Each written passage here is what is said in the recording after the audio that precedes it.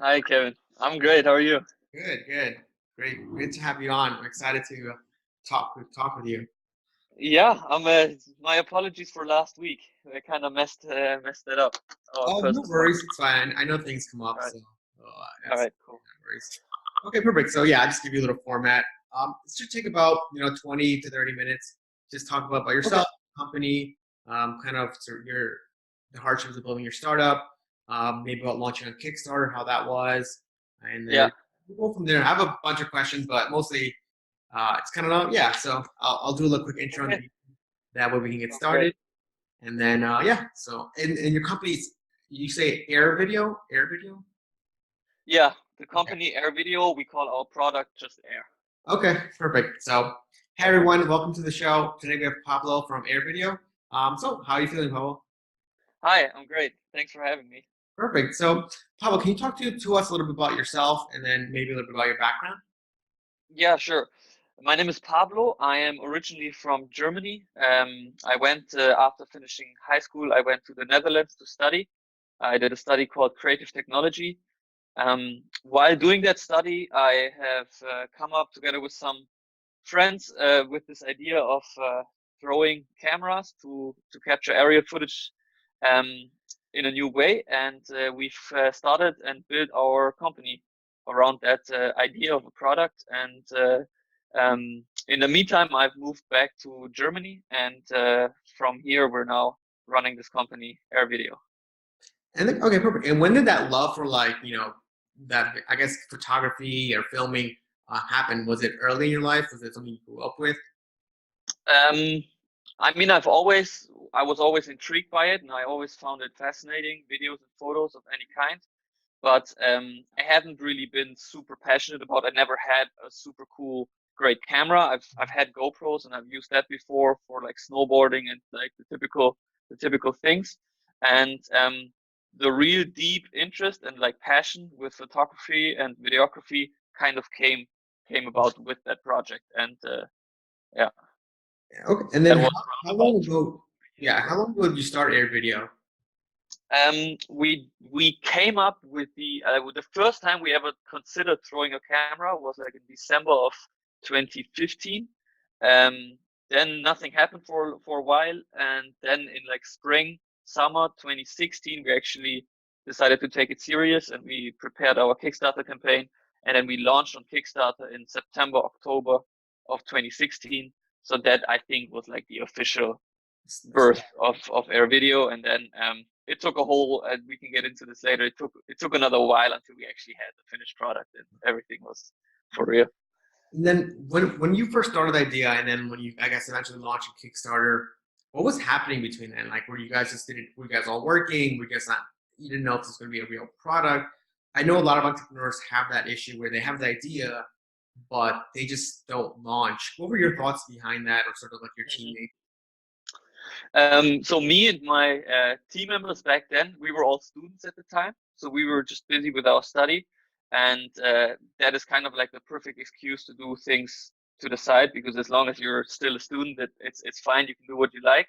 And actually, the other two original co-founders that I started with, they were all about entrepreneurship also prior to that already. So they started two or three other projects that I always found cool that they're so entrepreneurial and they kind of have this drive and this motivation to start their own business. But what like specific the things they were doing weren't that interesting to me, so I never really, started. But when we came up with this idea of throwing cameras, then I was immediately, oh, okay, this is cool. I can totally get into this. Um, and yeah, so then we were still students at the time, so it started out with just us trying to build prototypes, and they were really low tech. It was basically just like a foam football cut open with a camera inside. A lot of duct tape was involved, a lot of cardboard and these kind of things. And yeah, we were really just kind of playing with it and having fun. And during that process realized, hey, the footage we're getting from this actually looks super cool. And that was kind of the moment we decided to take it more serious and we're like, okay, let's actually try to make this into a real product. And I should also mention that we were kind of in a practical situation because we were doing the study that's called creative technology, and it's kind of all or a big part of that study is entrepreneurship. So we're kind of in that environment where people are starting businesses left and right, and everybody's kind of talking about that. And we kind of had a good basis through the study, and then it was kind of a no-brainer. They were like, okay, this is a cool idea. This is really fun to work on. Let's try to make this a real thing. What did people think about when you told them, "Hey, I want to throw a high-end camera in the sky"? I would assume people would be like, "Would it break?" Like, you know, what are some Yeah, what are some objections? yeah. That's the biggest one. Like, will it break, and how? And if it will break, what happens, and this kind of stuff. And that's something we're still facing today from new people who find out about it. And it makes sense. I mean, it's a really good question and a good an important one as well. So yeah, the reactions are mixed. I think as soon as people kind of see the footage and they see what it actually results in, they're convinced. And they're like, okay, this is good. Yeah. Another thing that comes up often is this comparison to drones. Because drones are everywhere at the moment, and we do love drones. Drones are great for certain things, and drones are not so great for other things. And I think it'd be foolish to kind of say we can do what a drone can do, because we certainly can't. For certain things, you will always need drones.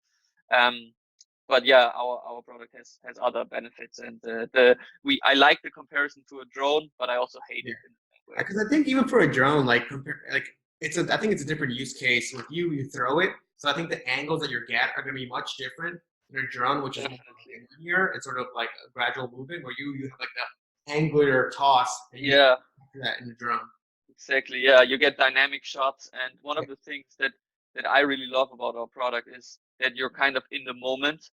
You're actually like doing it together with people. You're throwing it around. You're part of the activity. And with a drone, oftentimes you're staring at a little screen on your phone next to the action. The action's happening somewhere over there, and you're sitting there thumbing in your phone. So it's definitely a different use case.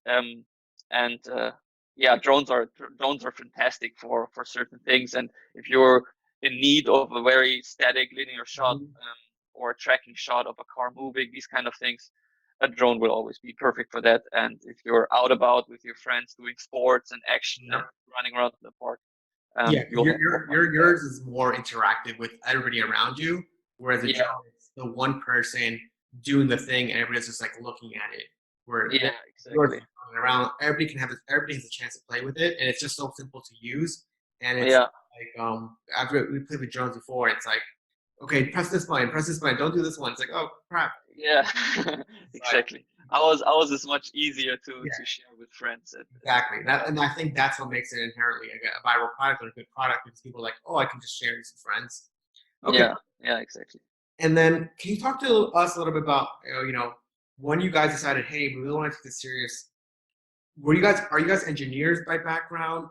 Sometimes people want to make these like physical products, but they aren't engineers or they don't know how to make things. How do you guys decide, I guess, from serious product to Kickstarter to sort of the manufacturing process of it?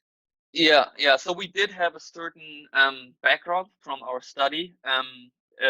Within creative technology, you kind of get a little bit of everything. So we get some product design taught in uni, and we get some business development, and in all of these aspects, you kind of become like a basic knowledge, but you don't get the deep insights. And the rest was really just learning by doing. So this was the very first time I just designed a product. So we looked at different CAD 3D software, decided for one, just tried it out, learned it by doing, kind of built our 3D design and tried out how this would look like. We got into 3D printing, so we were able to do some prototyping with 3D printers that they had at uni. And we just kind of like learned it by doing and weren't afraid to just try things out that we didn't know how they work. And at some point, we decided on a specific material that we wanted to use. It's this kind of EPP foam. We saw that, It's kind of bendy. It's a little bit like styrofoam, but Mm-hmm. also different. So we decided on the material, and we just reached out to the companies that produce that material, got in touch with them, and then these people are always willing to help you. You know, they ended up finishing the product together with us, and they gave us tips on how the 3D design should look like, so they can actually Mm-hmm. manufacture it in a mold and this kind of stuff. So I think as long as you have the balls to just try something out and learn new things, then there's nothing really that can stop you. Just Yeah. go for it, Yeah, and that's a you good learn lesson. while. Yeah, because I think that's a good lesson. Like we always tell people, you just got to go out there and try it and ask people, and just hey, I Yeah, want to do this. exactly. How can I do it? And even now, I guess in this current age, I always tell people like finding manufacturers is even easier than ever before. Just email, Yeah, call them. They before was much harder when they didn't have email or phone numbers, but now it's yeah. gonna help because they know it's They're so accessible. You can just Google. But for us, it was kind of we made the decision to produce in the Netherlands or Germany. Mhm. So that was even easier because they speak our language. We can just reach out to them and talk to them, even visit them at their facilities. But even if you want to go to Asia to produce it, you know, you can just Google or Alibaba, the producers, look them up, reach out to them, and as long as you have a somewhat decent business proposal to them, you're like, hey, I have this idea for a product here, we have prototypes, and we want to make this a real thing, then everybody will be really cooperative and try to make it work and help you out. Yep, Exactly. So I exactly. totally agree with you. Just reach out to people, and you'll find those that will help you. Yeah, Alibaba it makes it so much easier now. Just email a bunch of Yeah, people, and then you're set.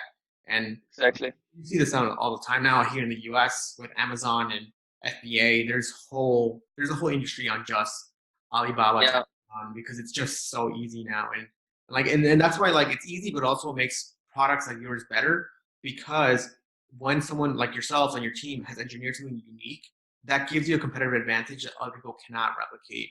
yeah, Because you have your own suppliers, you have direct relationship with suppliers. Like I said, we said it's easier to find, but you have a better relationship with theirs because you've been there, you can talk the language, and that gives yeah, you an advantage. And we always tell people when we work with companies is you want to make something unique that takes time to produce and maybe costs more money, but you have all this press that people talk about something that's unique. Okay, yeah. perfect. And then can you talk to us a little about your Kickstarter launch, your Kickstarter? How did you guys decide to do that? How did you guys decide how much money you wanted to raise and all that sort of? Yeah, yeah. Um, So one of the things that was luckily that we were aware of in the very beginning when preparing the Kickstarter campaign was that you kind of need to have already the people who want to buy it before you even launch. So that was something that was very clear to us from the very beginning because we also had the benefit of being able to talk to some people who did crowdfunding campaigns before. And that was also one of the tips that they gave us. Hey, make sure you have people waiting for the campaign. And that was one of the most important things we did. So in our case, that was kind of easy because we have such a visual product. Mhm. So the way we did it was we had this pretty neat strategy of just we would just be um, months before the Kickstarter already. We launched our social media channels, and what we would do is we would just every day we would post photos or videos that were made with our product, and we would just write, okay, this was not shot with a drone, this is a new thing, Mhm. and it started to get some momentum, and people started to become really curious. Okay, but this is a shot from the sky, like it's Yeah. photo straight down. How else would you do it without a drone? So people started to get curious, and we started to build some momentum. And in the meantime, we were preparing that Kickstarter campaign, and the moment we, for the first time, showed people the product and what it looks like, Yeah. um, so we were kind of like teasing it and announcing it. Okay, in a week from now, we'll show you what it actually is that we're taking all these videos with. And then the moment we showed them the product for the very first time, we directly sent them to Kickstarter. We're like, you can pre-order it now. Um, and that really helped us out because then we had a couple hundred people who were there in hour one already backing our campaign. And then the way Kickstarter works is that it's just like YouTube or any other Mhm. thing where it ranks the stuff that's trending, and when you get a lot of interactions and clicks on your campaign, and your campaign will rank up higher and be on the front page of Kickstarter. And that way we get a lot more people interested, and kind of the snowball starts rolling. So that's kind of what we did. Yeah. Just launch it Yeah, on social media. so it seems like you guys have like some sort of like methodical process or approach to this. Yeah.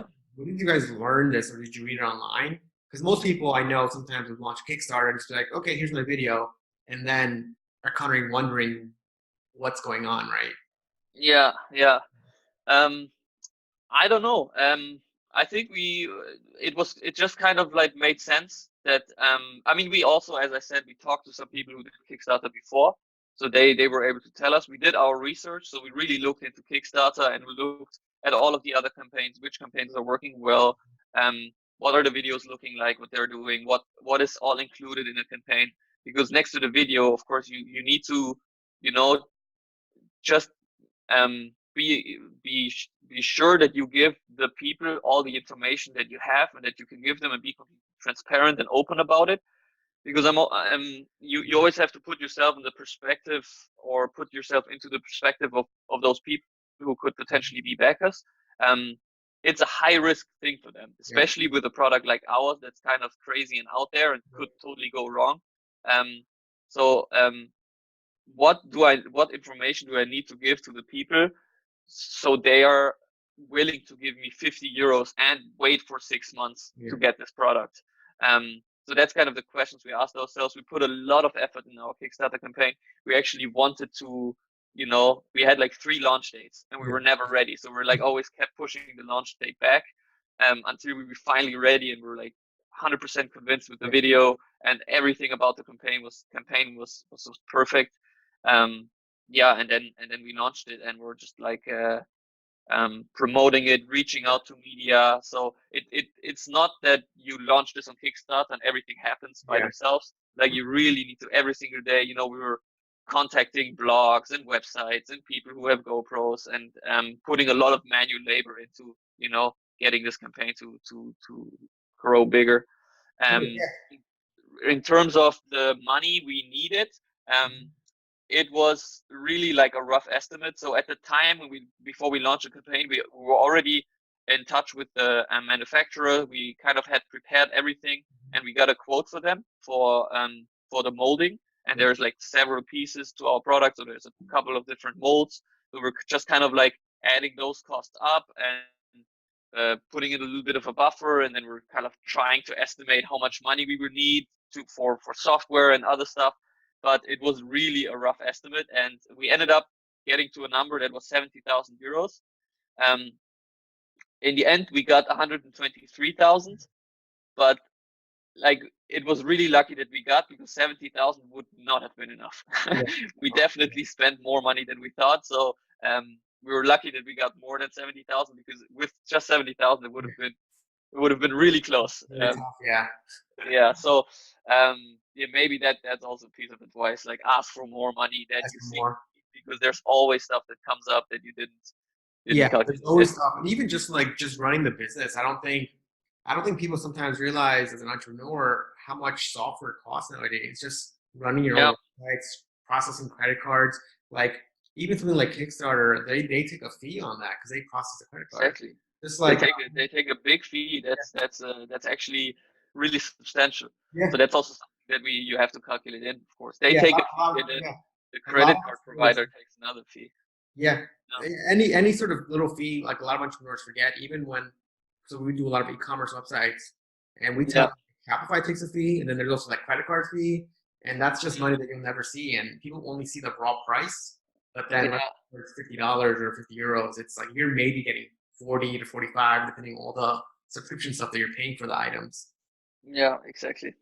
Okay, perfect. And then sort of last question on Kickstarter is, after it ended, how did your team feel? Like, I'm guessing that's when you guys are like, okay, we just got over 100,000 euros.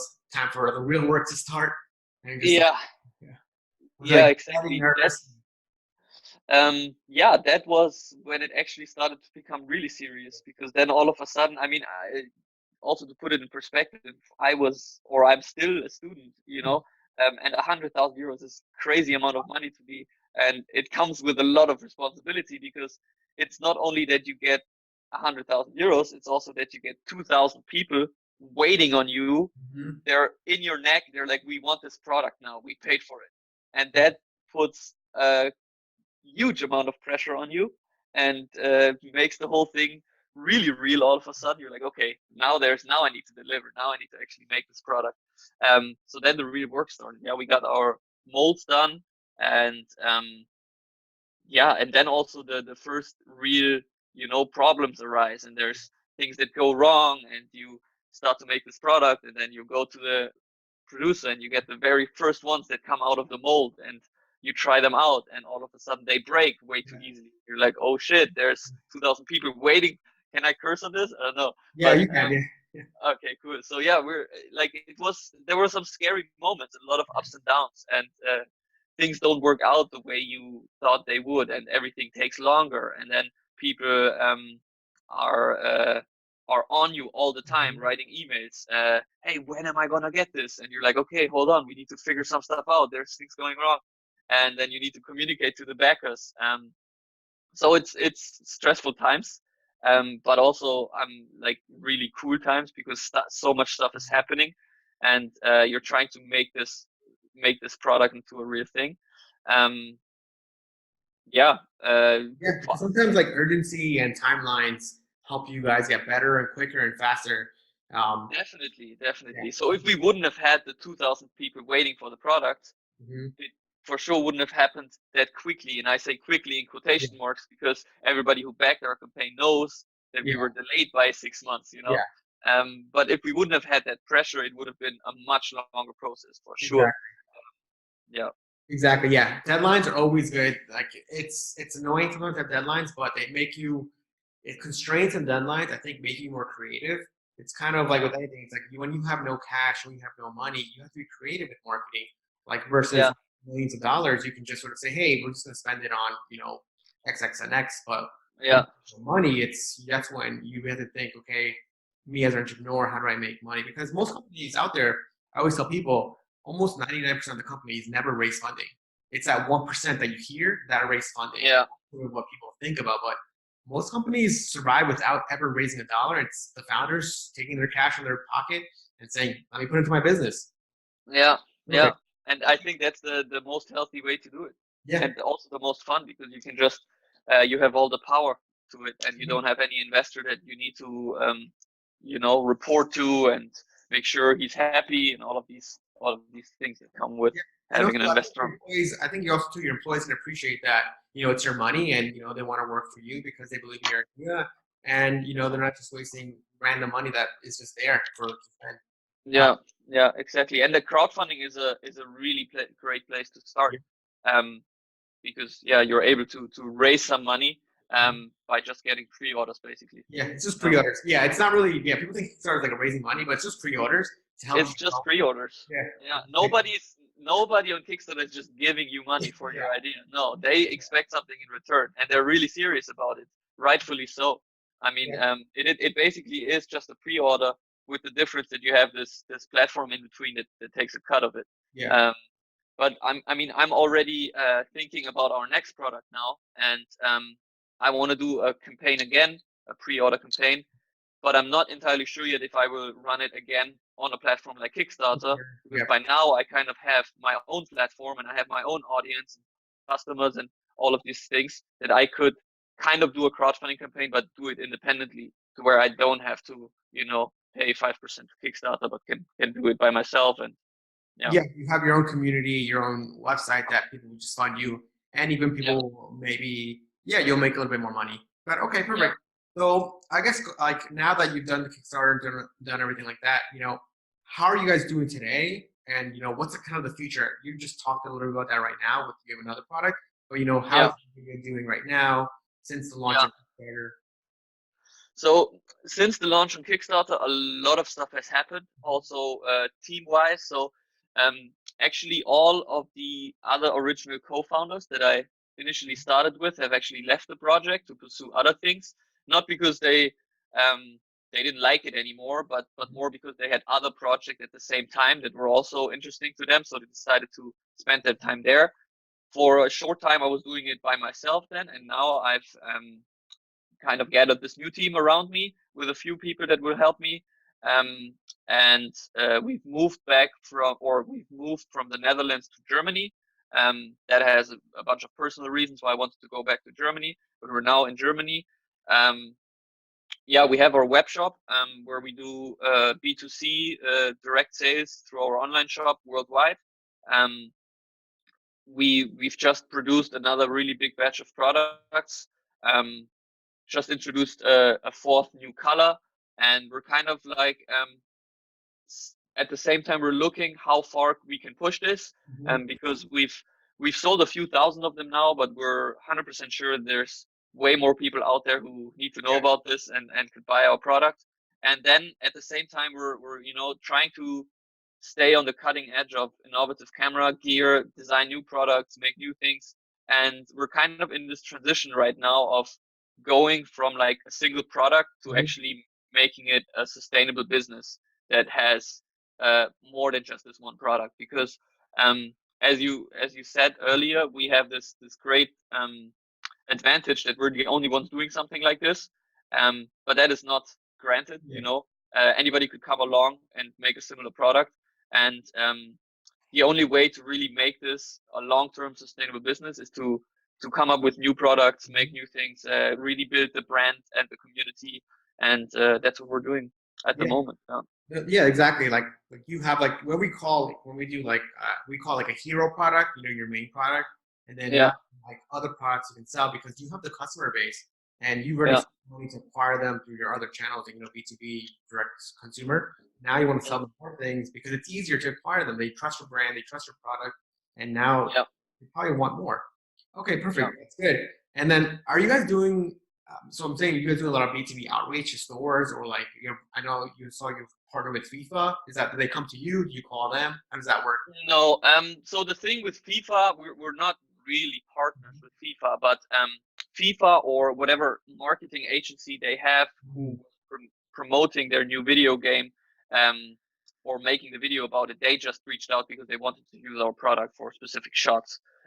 So these are kind of like our most well-known customers. These production companies who use it for actually cool things. We've had our product being used at this FIFA ad, but also for an ad for Nike. We've been used in the Red Bull cliff diving, so we're kind of diving into that quite literally. And all sorts of really cool customers. But in terms of like B2B and this kind of stuff, we've just recently started to consider that more and more. So ever since the Kickstarter campaign, we're getting emails and phone calls from people who sell GoPro accessories and who have some kind of distribution network or retail stores, and they all want to sell our product. And by now we've kind of like pushed them all back. We're like, hey, we're the only ones selling this through our website. We don't need any of you. But now when things are we're trying to scale it up a little bit. We're starting to consider more and more B2B relationships like that. We've just recently, earlier this year, been at our first ever like trade show, and we've had great resonance there from distributors and retailers who are interested in selling our product. So we're kind of thinking about that right now, and putting our antennas out and getting a feel for how that world works. One of the things regarding that is that we don't have the production or like the manufacturing capabilities to really make thousands of units within a few weeks now.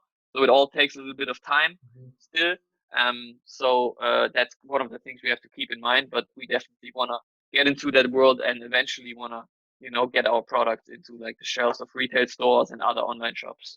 Because I think like what you're talking about is funny because it's sort of the life cycle of B2C companies and then it's like you struggle, you say so much of, hey, I only sell my store. And then as you want to scale, you realize you do need these B2B partnerships because then they really help you out. And also I think you probably realize is when these B2B companies come to you, they just give you like an influx of cash that you can use to grow the brand, and sort of you get that cash flow that really helps. And it's also more recurring, especially if you can help, especially they sell over. So it's like know that they're gonna place like a 1K PO every month, and then you just constantly get more sales, and that helps your branding. But it's like this. It's so funny because I don't want to do any B2B, and then it's like, well, actually, it can really help me out. It's partnerships really, Yeah, and trade shows I think are the best. We always tell our brands, go to trade shows because you're gonna get discovered by these people that just have stores that they want your product, like, and you yeah, sell them, and you don't have to spend money advertising. And if they keep going, they're gonna keep yeah. buying from you. And That's exactly right. The trade show, it was the first time we ever went to a trade show, and it was huge. So many interesting people that we got to know, and I think, I mean, for us, it was ideal because we were at the perfect kind of trade show. It yeah, was this the overall theme. We were at ISPO Germany, um, which is just a trade show for sports related products. yeah, you have, yeah, it's, well, yeah, when we say trade shows, you need to go one that's niche specific to what you're selling and what it Yeah, makes sense for you. Not like, yeah, I tell people, like, don't just go to any random trade show just to go to one. It needs to make yeah, sense, because if you go there and it doesn't make sense, you're just gonna waste your time, booth yeah, money, and just your, like, product that you're gonna have to carry over. Okay, exactly. perfect. Okay, so two more questions for you. All right. Okay. And then, okay, so what do you enjoy most about your day-to-day management? And then also, what don't you enjoy the most? Yeah. Um, I think one of the things I enjoy the most are just that every day is new and every day is different, and there's so much stuff happening at the same time, and I see progress every day. Like new things are happening, and the business, if I would look from a bird's eye perspective on like my life and my life as this business owner, it was radically different 6 months ago. And 6 months prior to that, it was radically different. So it's constantly changing. There's constantly stuff happening. Um, I'm getting to know so many interesting people and businesses, and I'm learning crazy amounts. So I think I've learned in like 2 years of running this business, I've learned more than my whole life before Yeah. that. So that's definitely one of the things I enjoy most. Um, now the second question was, what are the things I least Don't enjoy, enjoy. right? Yeah. Yeah, I don't enjoy. Um, Probably the stress, Hmm. responsibility, the fact that there is never an end. Like I cannot just, go home at 6 p.m. and be like, all right, that's it for today, did my job. Like, no, it doesn't stop. Yeah. Like it continues 24 hours a day. Um, I make this, or like I I imagine this illusion that I can just, go to my private life and leave the business behind, but it's not the way it works. It doesn't. No. It will always be in the back of my mind, and even when I don't want to, I will keep thinking about it, and that can be stressful at times. Yeah, no, it makes sense. I was talking earlier today. I was talking to another founder from Spain, and I asked him this question, and he said, like, "What do you enjoy?"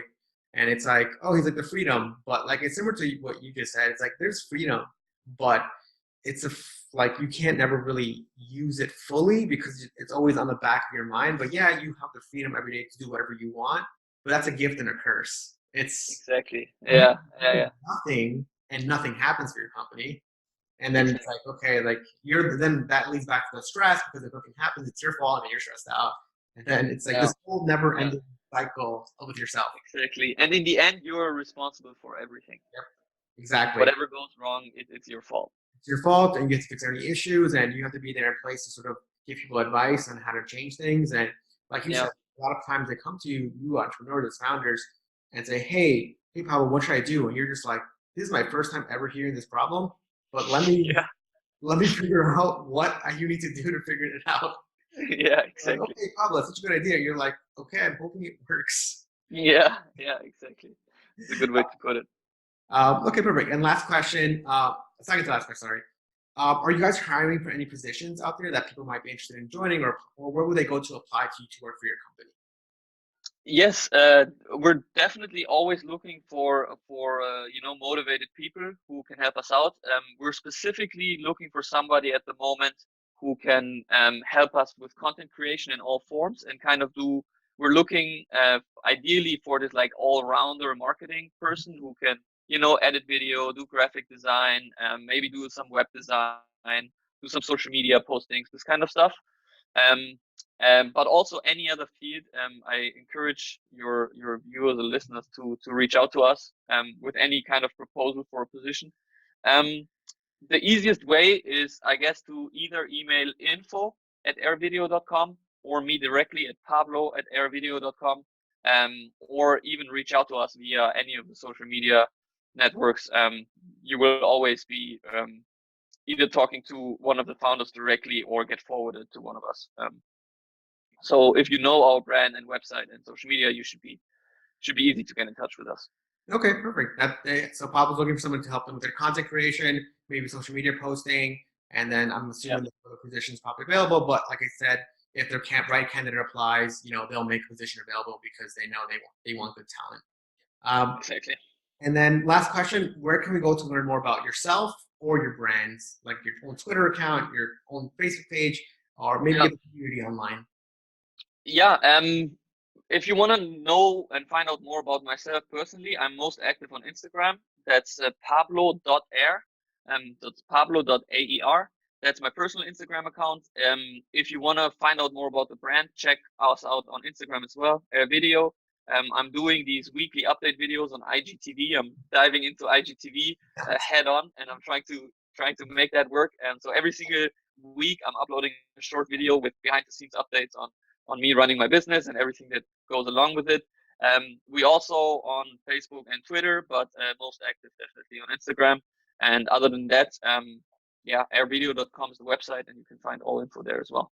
All right, thank you so much, Pablo. And like he said, if you're on Instagram, check them out on IGTV, post weekly updates on their business and how everything's going. So thank you so much, Pablo, for your time. I appreciate it. My pleasure. Thanks for having me.